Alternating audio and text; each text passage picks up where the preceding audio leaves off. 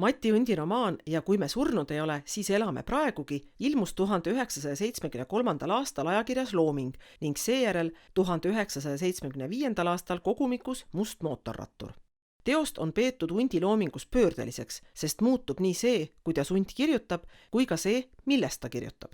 Lisaks on kirjanik loonud sellest teosest kaks omavahel küllaltki erinevat varianti, millest Unt ise on oma valitud teostes eelistanud hilisemat versiooni. Teose pealkiri meenutab muinasjuttu. Kes ei teaks kuulsat lauset muinasjuttude lõpus, mis viitab sellele, et pärast raskeid katsumisi õnneni jõudnud tegelasi ootab ees kaunis eluaegade lõpuni. Romaani süžeed võibki näha kui kaasaegset muinasjuttu. Teos algab lausega. Elas kord 3-liikmeline perekond, isa, ema ja poeg. Ühel päeval ilmub nende ukse taha tütarlaps, vaene sugulane, kes palub ulualust. Teose lõpus kosib edukas perepoeg, omalaadne kaasaegne prints, tüdruku endale naiseks. Kuid muinasjutud ei ole ühetähenduslikud lood. Ka Undi teoses on samaaegselt käimas kaks süžeed, reaalajas kulgev sündmustik ühes majas ja peres ning mütoloogilises ajas lugu libahundist ja naisest, kes on jäetud küüni surema. Nähtava reaalsuse taga liigub kogu aeg kaasa teine, mütoloogiline reaalsus, mis on palju määravama tähendusega.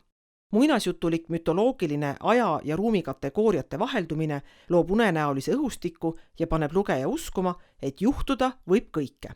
Üks teose kandvaid motiive on libahundi pärimus. Isa hakkab ootamatult ilmunud tütarlast peagi kahtlustama selles, et tüdruku puhul on tegemist isa poolt kunagi nooruses hüljatud naise taaskehastumise või tema tütrega. Reedetud noorpõlve armastus omakorda on tihedalt seotud tuntud libahundi looga. Sujuvalt astub ohtlik müüt tegelaste igapäevaellu, ilma et nad seda ise õieti tajuksid. Kahtlemata on romaan ka Kitzbergi libahundi Mati Undilik ümbermäng.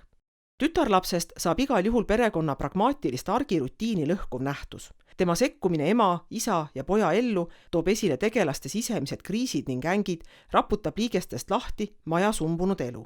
Tüdruk on saadik teisest maailmast, võõras veri, deus ex machina.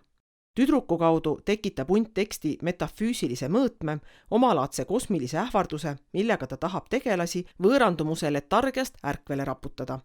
Müüdi tasandiga loob Unt oma teoses nii-öelda kohutava reaalsuse.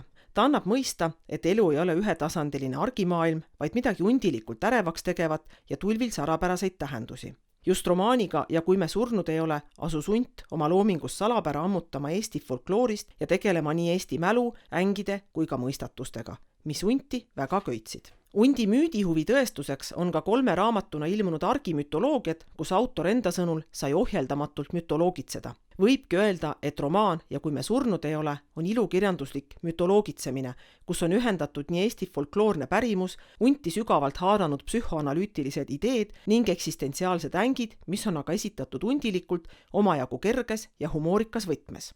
Romaan, mida on nimetatud ka Eesti maagiliseks realismiks, on jäänud Undi kuulsamate teoste varju ja väärib oma mitmekihilisuses taasavastamist. Sest mis siis sai isast, emast ja pojast ning nende juurde tulnud vaeslapsest? Kui erinevad ikkagi on kirjaniku loodud 2 isesugust lõppu? Kas tegelased pääsevad eluga ja elavad tõesti veel praegugi?